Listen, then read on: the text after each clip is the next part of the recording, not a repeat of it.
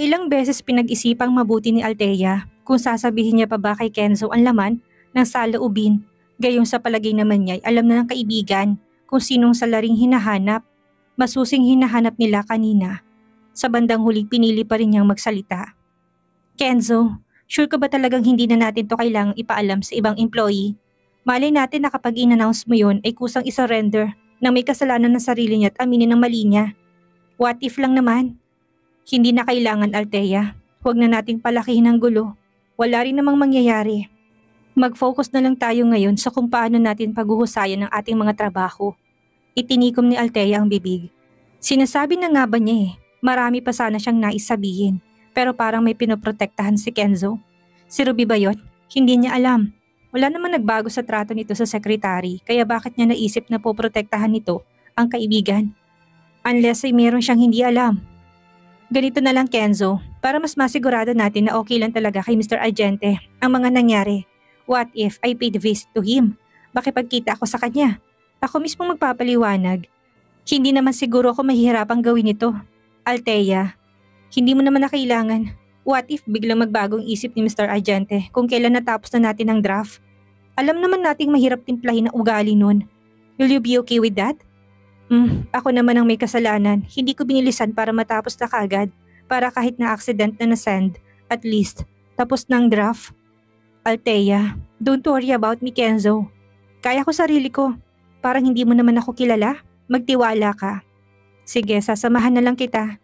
Hindi na, ako na lang.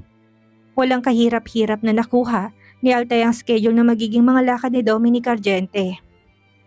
Mula sa schedule nito sa kumpanya at mga personal na lakad, lingid yun sa kaalaman niya na hinihiling ni Kenzo ito sa isang employee. Nang araw na yun ay nasa bahay pa niya si Dominic.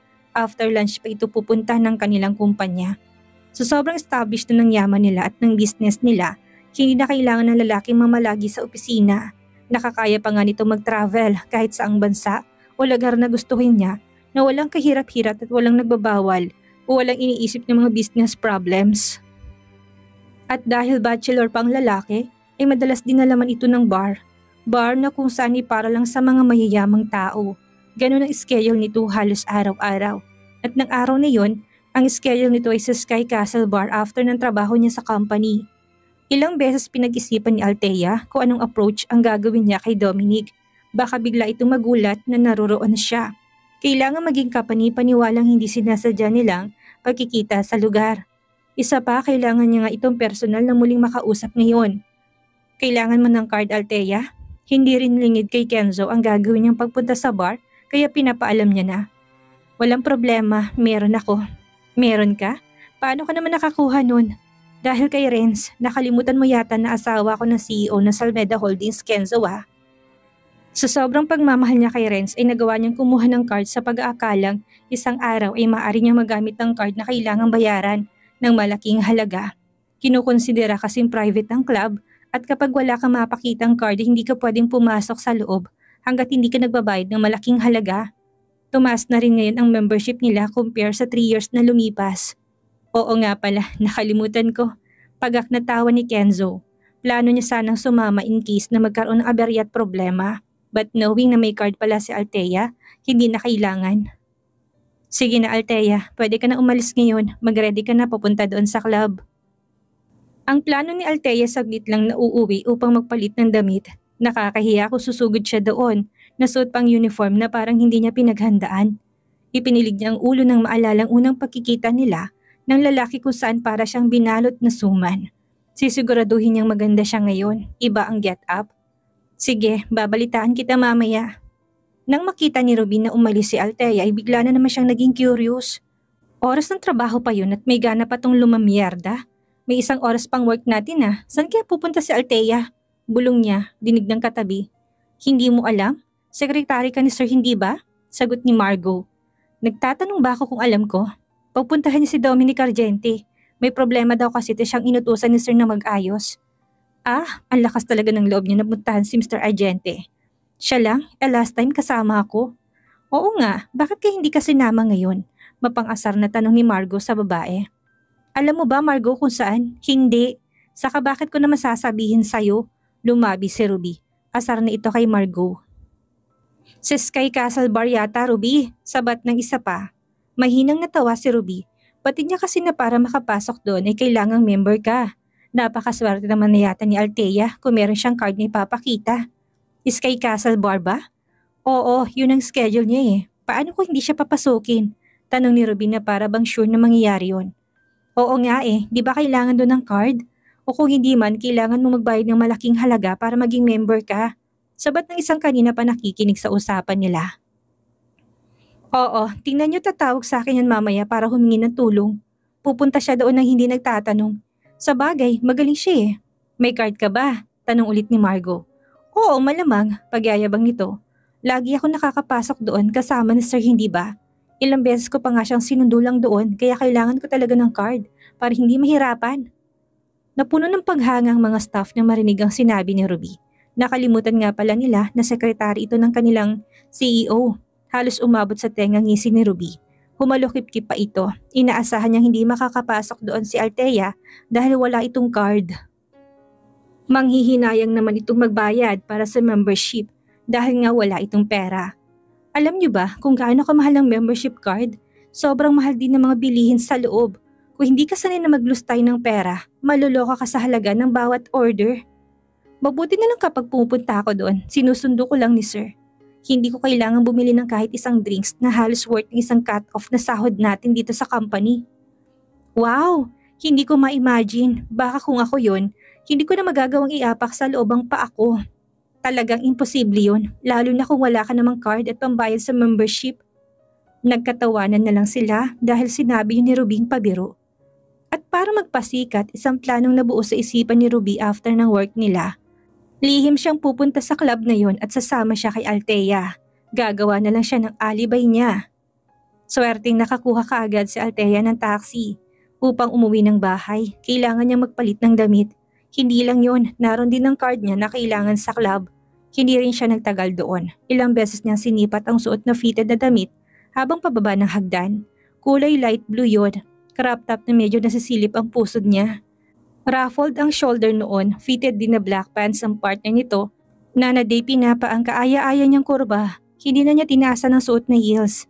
Dalagang-dalagang kanyang itsura na lalong pinalitaw ang kanyang napakagandang kutis. Saan po ang lakad mo, madam? Tanong ng maid na naispatan siya. May date ba kayo sa labas ni Sir? Umiling si Althea. Inayos ang maliit na shoulder bag ng cellphone lang ang kasya at ilang cards. Wala, manang. Dahil po sa trabaho kaya lalabas ako ngayon. Ay ganun po ba? Akala ko pa naman po makikita kayo ni Sir at kakain sa labas dahil sa postura nyo. Date ba, madam? Dinner date. Napagdesisyon din kasi ni Althea na maglagay siya ng konting kolorete sa mukha upang bumagi naman yun sa pupuntahang lugar. Nakakatawa naman kung ang putla ng mukha niya at walang anong kulay ang pisngi niya.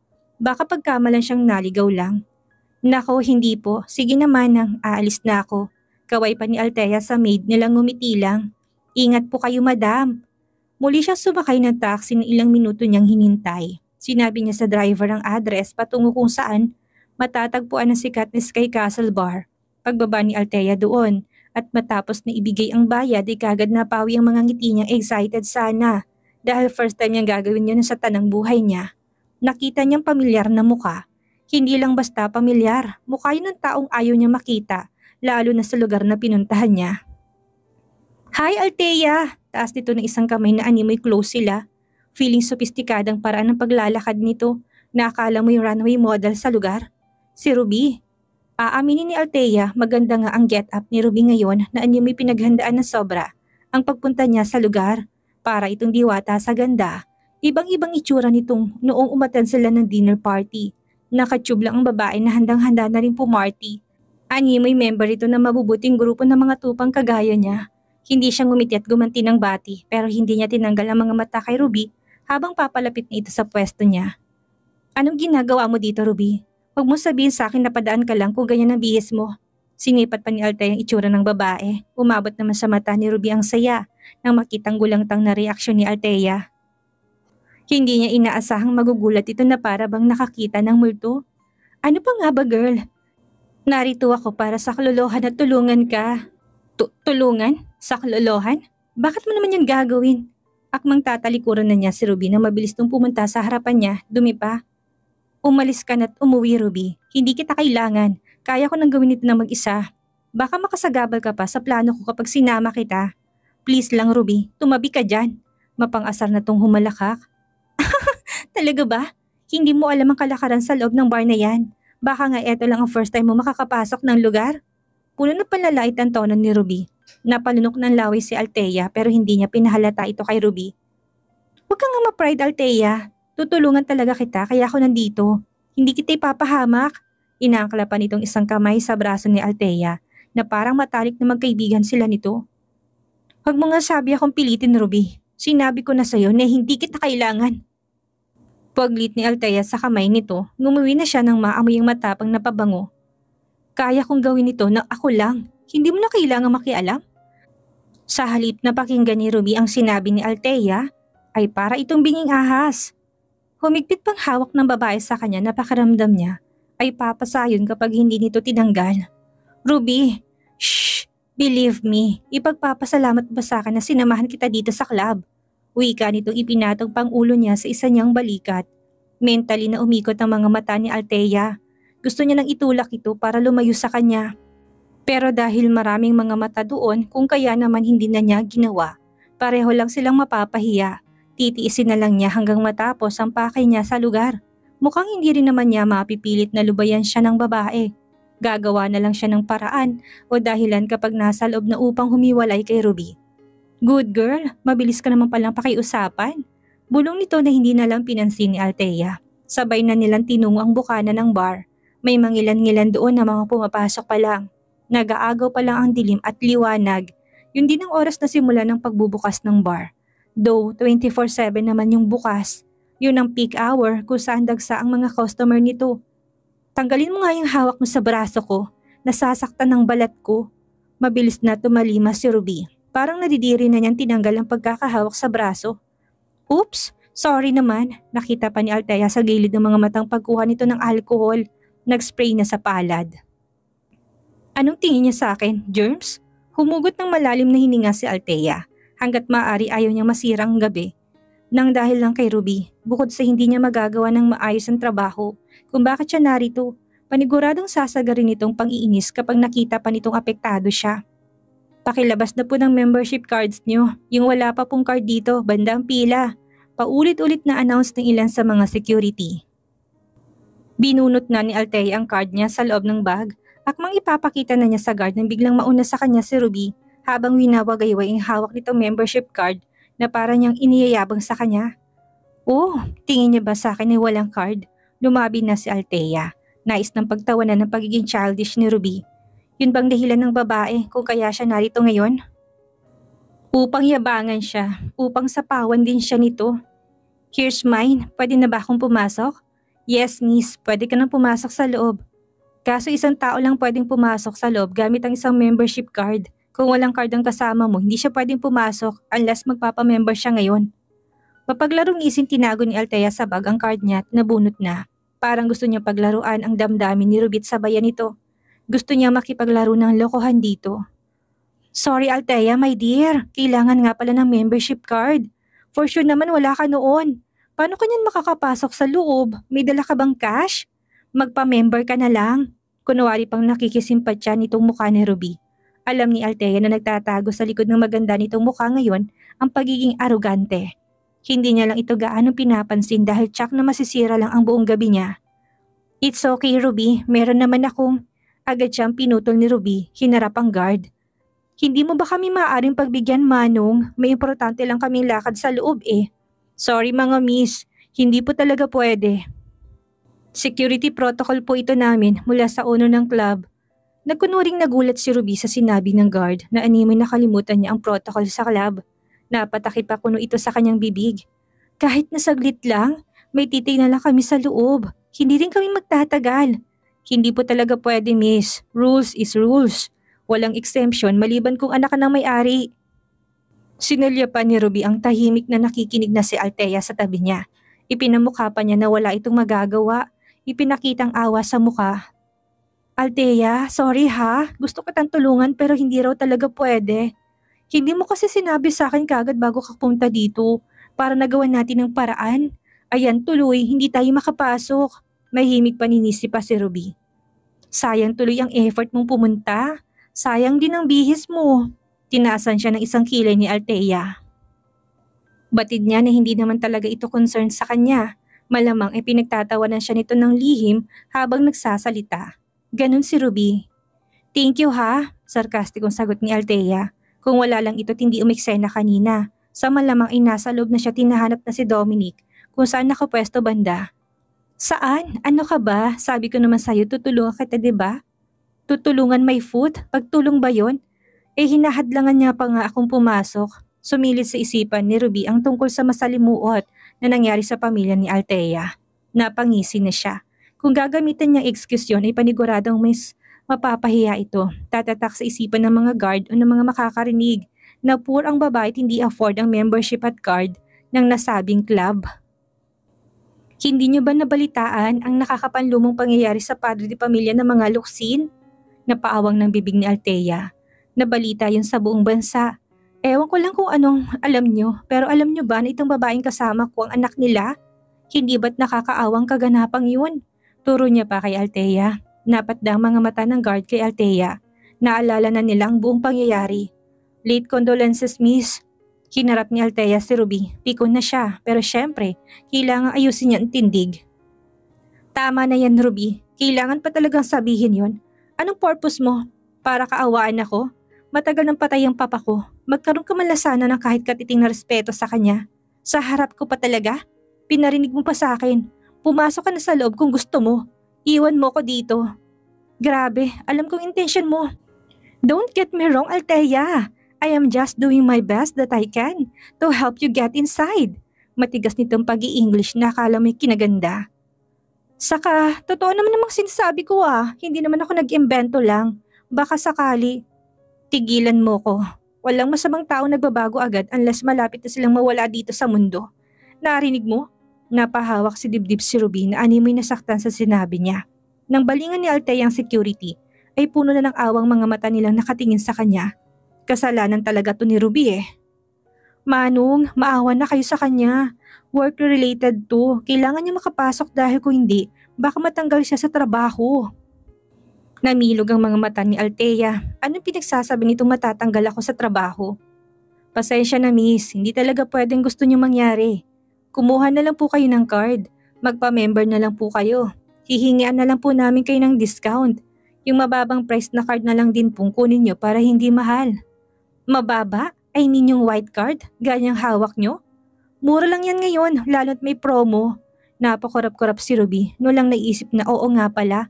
3 klase ng card ang membership doon. White, silver at saka gold card. Hindi pa rin afford yan ng friend ko, Manong. Ganun ba, miss? Naku, pasensya na po talaga.